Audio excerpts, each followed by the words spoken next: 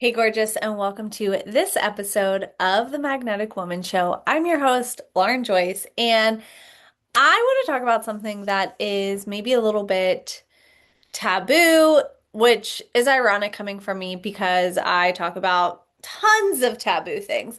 But this feels taboo in a completely different new way. So, the title of this podcast is I Hate My Grandmother and the sisterhood wound in our ancestral lineage. So, I actually did a Substack article on this as well as other content. Um, and it feels taboo because, of course, there is this, idea of like, respecting and honoring your elders, not to mention um kind of the like, oh, this might be seen as unprofessional or I'm like airing out dirty laundry. And then there's also the fear around like what family members are going to see this or distant family members are going to see this and is this gonna blow back? I'm less worried about me and like more worried about my mother. Um, but I also know that this is a really important topic. So my maternal grandmother is still alive. She's in her mid 90s, although she health-wise she's not doing well. And growing up, I loved my grandmother, right? She was a seamstress. She like made a bunch of my costumes and like dresses for the holidays. And I remember like I would have birthday parties at her house, like where I could invite my friends because my grandparents had this like beautiful, huge house. And I, of course, as a child, was unaware of her behavior. Now, she, of course, never received any mental health support or evaluation. So this is just my uh, perspective, my analysis, my interpretation. She is undiagnosed, narcissist, and or borderline personality.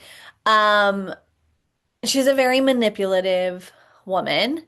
She uses guilt and shame as a way to control people and specifically her children, her family. So, um, as I got older, and especially over the last decade of my life, in doing a lot of personal and spiritual development and really starting to pick up on how manipulative she is, how she is, tries to shame people, tries to guilt people into doing things, how she plays people off of each other. I have taken a huge step back from having any kind of relationship with her. I see her occasionally, um, and I don't really have a relationship with her. I don't care to have a relationship with her. And I don't play into or buy into the manipulation games. I do not, she constantly tries to bait me and I don't play into it, right? Which I know means she is like talking about me to other family members and of course playing the victim. I mean, one of my favorite examples to give about her is that a couple years ago for my birthday, I received a birthday card from her. And she hand wrote in there, "Happy birthday. I hope I get to see you soon." I'm not exaggerating. This is direct quote. "I hope I get to see you soon since I'm probably going to die. Does that make you feel guilty? Question mark. Happy birthday." And then she spent the next 3 days texting me to see if I got the card. Um, and my response was, "Yes, thanks for the birthday wishes." The end. Like I just don't play into the games, right? And when I look at her with all of the work that I've done, of course I have compassion for her because knowing everything that I know, doing the work that I've done personally and professionally for over a decade, it's clear to me that she has a lot of trauma from her childhood. She very much is a product of her time. Like, I don't think she probably ever wanted to get married and have children, but had to. That was very clear in how she treated my grandfather and how she treated her children, right? So it's like, I can have compassion for the fact that here's this woman who is probably and has been so angry her entire life because she has had very minimal options.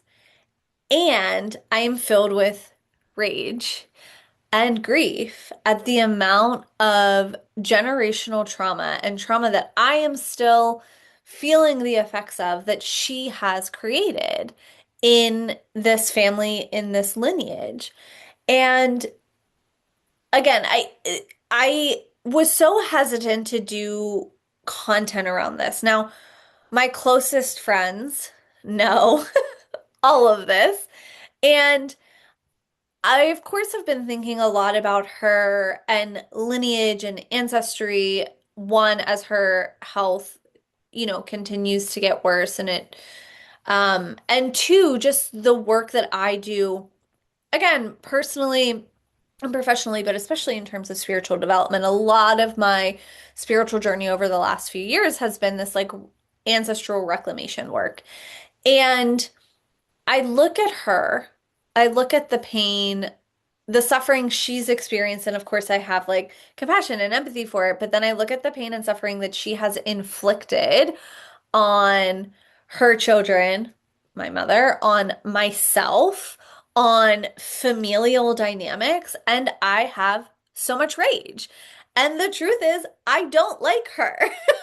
I do not like her. And again, there's this fear of like some distant cousin or relative hearing this podcast or reading this content and going straight to my grandmother and telling her.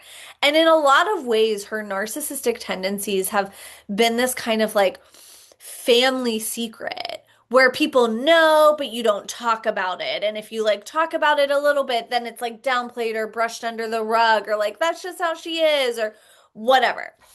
And I know that I am not alone in looking at my family, my lineage, especially the women, and being disappointed, being angry, being full of rage.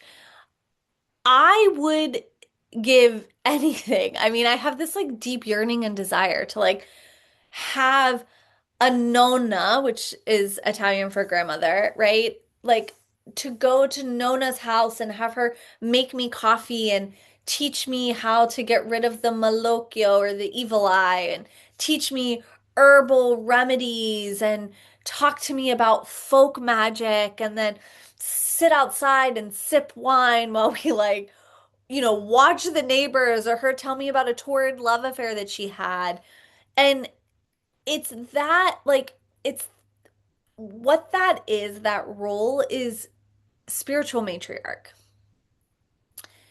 And I think that there are so many of us, especially white women, who have no spiritual matriarch. Because even if you had a really great relationship with your grandmother, chances are your grandmother was Christian or Catholic and still living in this like patriarchal paradigm, this patriarchal religious paradigm.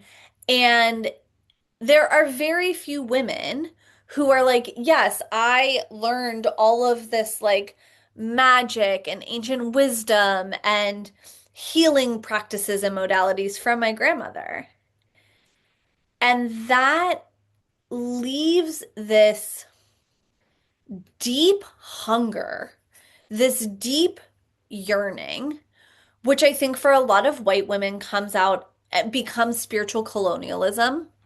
And what I mean by that is I'm assuming well-meaning white women who go to South America and do an ayahuasca ceremony and then decide they're going to become like an ayahuasca shaman. And it's like, that is not your lineage.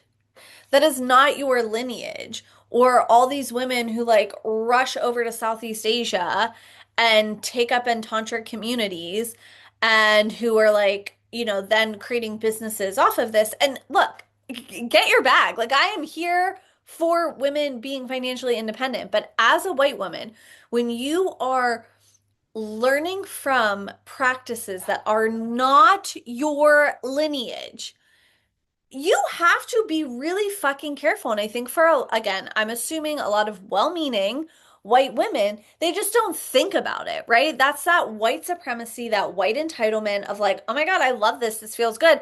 I'm gonna take it. I'm gonna make it mine.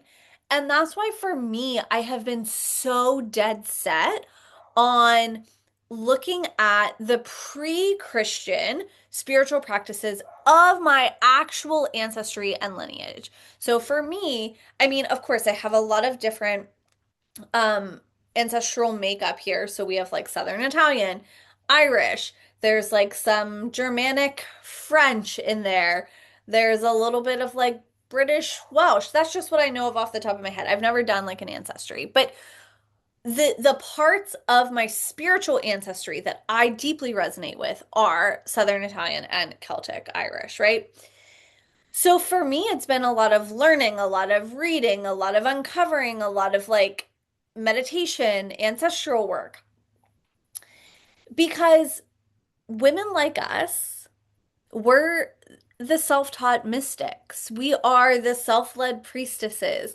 We've piecemealed together our spiritual education. And part of that is inherent in the sacred feminine. Part of the sacred feminine is that embodied wisdom, that like lived experienced wisdom.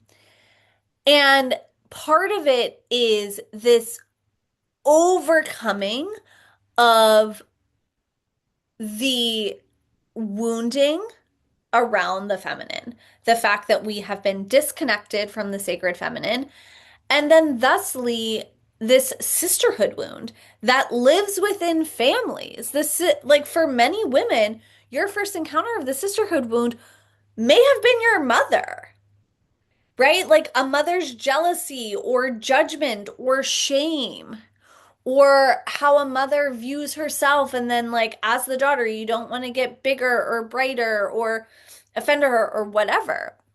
And again, when I look at like my grandmother, and even when I think of my paternal grandmother, who I also didn't have like this very close grandmotherly relationship with, quite frankly, because of my maternal grandmother and the toxicity that she spun with everybody she came in contact with. Um, when I look at my maternal grandmother, like that, it is the sisterhood wound, right? Like, and so I think that, again,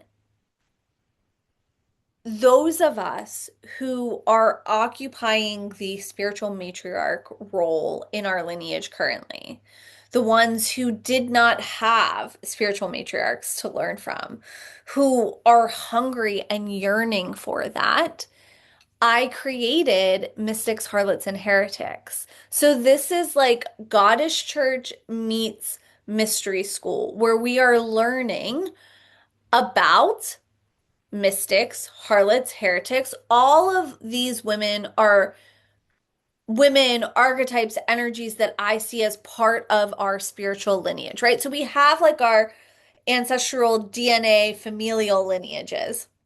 And then I think personally, I believe we also have spiritual lineages. So again, for me, it's like connecting to the ancestors, connecting to the aspects of my lineage pre-Christian.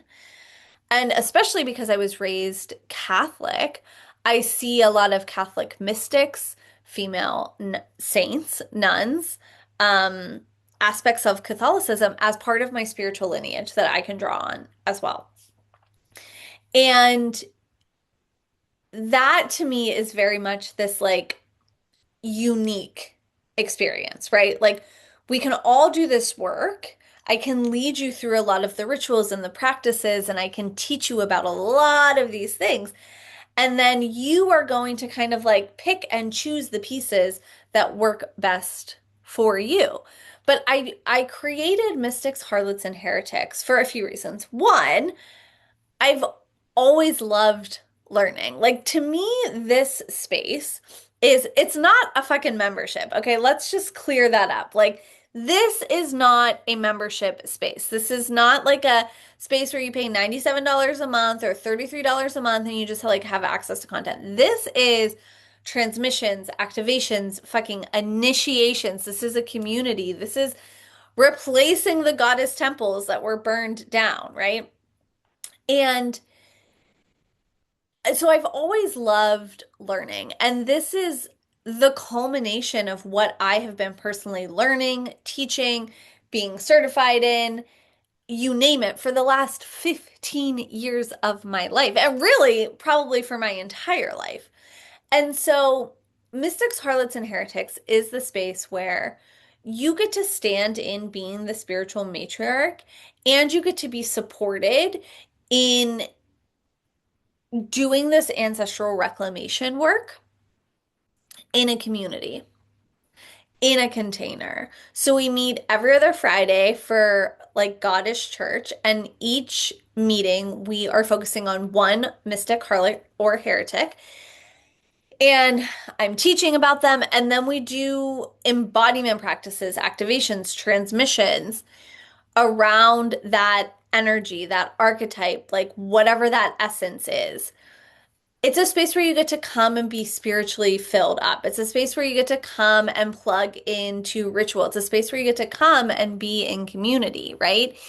I think that that is when you're on the path of the sacred feminine, it can feel so fucking lonely, especially when you do not come from a lineage that has lots of other fucking women doing the same shit. Like, again, you're the self-taught mystic, the self-led priestess, which is fucking beautiful, but you get to be supported, you get to be in community, you get to be held, and this is the space for that, right? And it doesn't have like a set curriculum where you have to come in and kind of like go through lesson one, lesson two, lesson three. It is a place where you can come and like plug in and listen to the old lectures. There are also, I'm going to be putting courses in roughly every other month. Like, this is the foundational work of the pleasure priestess. This is the foundational work of the sacred feminine. So you can join us at themagneticwoman.com/forbidden because it's all about uncovering and remembering the forbidden wisdom of the feminine. And here's the other thing that I want you, and all links are down below in the show notes. Here's the other thing I want you to know and remember that you had women in your lineage who were probably healers, mystics, seers, prophets, priestesses. And when you go far enough back, I have no doubt that you will find people who actively did that work. And then, like, you come into the last 2,000 years of Christianity, and you had women who had psychic and spiritual gifts who shut them down as a way to survive. Because for the last 2,000 years, the sacred feminine had to be hidden. It had to be tucked away. It had to be disowned. It had to be silenced. Because if it wasn't, the women who owned these sacred feminine gifts, the feminine wisdom and magic would have been tortured, killed, locked up, put in asylums, disowned. So we all, many of us, have this hunger, this ache, this yearning for spiritual matriarchs that we do not see in our lineages. And simultaneously, we don't see them in our lineages because we are alive currently. Like, they're not in our lineages as a means of survival. Like, we are here today because women before us shut down their spiritual and psychic gifts, disowned their inner knowings, silenced their intuitions as a form of survival.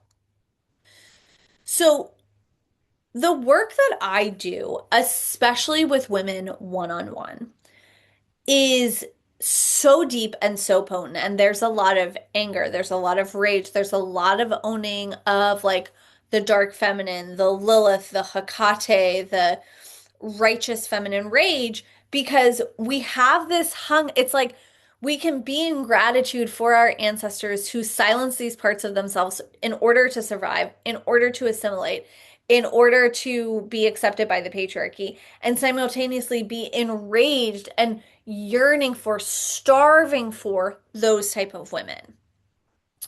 And so for the woman who is ready to really go there, bring forward your legacy work, own the fullness of your motherfucking gifts. The woman who is ambitious, the woman who is like hell bent on being successful, the legacy intensive is for you. So, the legacy intensive, I'm doing a special currently through the end of the month where normally it's 3 days. So, the offer, the special, the sale is a 2 day, which is just as potent, intensive, and it is 40% off. So we have 2 days together in person. Then you have a month of support after, and we have some time before with support as well. So I have one spot available right now for the first week of June. Now, this is for the woman. I know I can already hear the like, first week of June, that's so soon. This is for the spontaneous bitch, the one who is like, I have my passport, I have my fucking luggage, and I am ready. I need a goddamn break, and I want La Dolce Vita, baby. So this first week of June, 2 days in Roma, Italia. All right, Rome, Italy, my loves. So this especially, I feel it for a woman who's like former Catholic and or Italian ancestry. Of course, that doesn't, if you're like, that is mine and you don't fit that, amazing. But there is something so like poetic justice around doing pleasure priestess work, sacred feminine sensuality work in the city that is responsible for forcing the feminine underground. Like there is just this like, and ironically, not ironically, the sacred feminine is everywhere in Rome. Okay. So it's like, this is the city which gave us lies like Mary Magdalene is a prostitute, fucking original sin and putting that on women's shoulders. Like, gave us all of this patriarchal, misogynistic BS in religion. The sacred feminine is everywhere. And here you and I come sipping coffee, sipping wine, eating pasta, flirting with the hot men, being called Bella on every corner, and bringing forth your legacy work through ritual and strategy. Like, I have seen over the last, again, I've been at this a long time, but 2015 to 2019 was, and the years might be a little fuzzy here, but was like the boss babe era. Like hustling, grinding was the name of the game without any recognition or realization of trauma work, nervous system regulation, like checking in to see if your goals were yours authentically or were they just like milestones that you thought you had to check off, blah blah blah. Then we get into 2020 and of course with the pandemic and lockdown and blah blah blah, and then you start to get like nervous system regulation work, embodiment work, and like the soft life and pleasure and spaciousness, all of which fucking amazing, beautiful, yes. At the end of the day, I'm an ambitious bitch. I am highly successful at everything that I do, and I am fucking ambitious. I'm ambitious, I'm driven. I love having goals. I love working towards things. And I think in some ways that's been a little bit demonized, right? It's like, how much money can I make proving that like I'm not working? And look, I'm like, let's have all the fucking pleasure in the world, but like you're also here for a huge fucking impact. You're here to bring a movement to life. You are here because you know your next body of work, your legacy work is like right there, but you haven't fully crossed that threshold. That is who the Legacy Intensive is for. So, with this Legacy Intensive sale, it's 2 days in person. When I tell you my in person experiences are unmatched, I'm not lying. Specifically and like energetically, for the fact that as a human design manifester, literally being in my energy is initiation after initiation. Okay. Not to mention, there is just a quality about in-person work that can't, like, I can't even describe, I can't even explain, but you know it. You know it because you've been in person before. You've either hosted your own in-person stuff, you've attended retreats, you've attended masterminds, you've attended events. And so imagine in Rome eating gelato, seeing the Colosseum, having a glass of wine, looking at the Pantheon, right? Like soaking up the wisdom, the sacred feminine wisdom that is in that city. And because I'm so fucking excited about these legacy intensives, and originally I was like, okay, I'm just going to do the Rome intensive for 2 days, 40% off. And then I was like, I'm going to open up all the locations that I have listed for 40% off. So it's a 2 day intensive, 40% off the regular price. You have to have a deposit in by May 31st, and you can book yours through the end of the year. So if you're interested in the Legacy Intensive, you can go to themagneticwoman.com/legacy. Or if you have questions, you're like, I kind of want it, I'm scared, I'm having fears come up, I'm having like, I don't know, stories come up, blah, blah, blah. Shoot me a message on social media. Like, let's chat it out because if you're like, that sounds so juicy and you can feel it, you can feel the tingle in your body, it is meant for you and you are powerful enough, more than powerful enough to make it happen for yourself. So, two current offers, as you know, Mystics, Harlots, and Heretics, themagneticwoman.com/forbidden, or the Legacy Intensive, the in-person 2 day experience, themagneticwoman.com/legacy. Um, both of these pieces, there is a strong reclamation of the sacred feminine. There is a strong reclamation of the ancestral wisdom. And again, that's why for me, like, I was like, I have to do this episode, even though I'm afraid, even though I think, this is inappropriate. There's part of me that thinks this is inappropriate or this is taboo or like I shouldn't be saying this stuff.